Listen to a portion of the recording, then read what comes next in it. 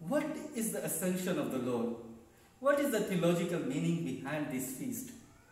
To understand the comprehensive meaning of ascension of the Lord, we need to see briefly the baptism of the Lord and the transfiguration of the Lord.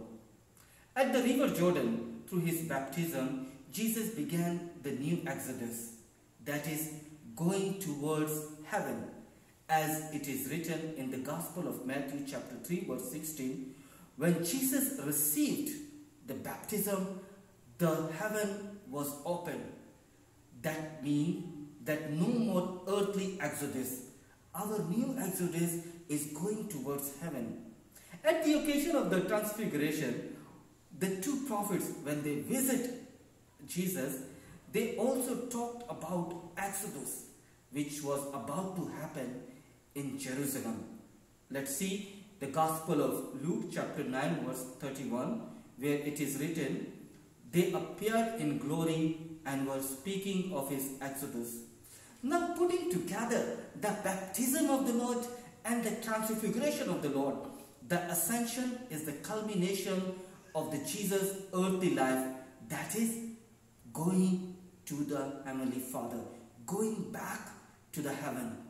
Now, all those who believe in Jesus and receive baptism according to the commandment of Jesus, as it is written in the Gospel of Matthew chapter 28 verse 19, go therefore, baptize them in the name of the Father and of the Son and of the Holy Spirit, are actually participating in the new exodus, and that is the new exodus going towards heaven.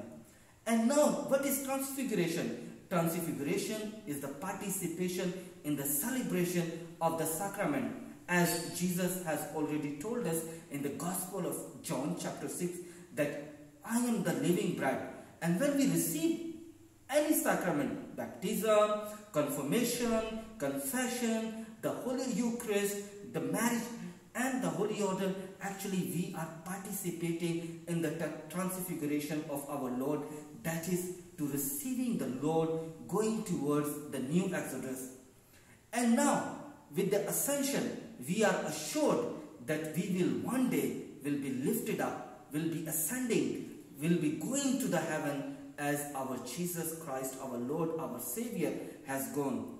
Therefore, the ascension of the Lord is the hope for the believers to go towards heavenly Jerusalem.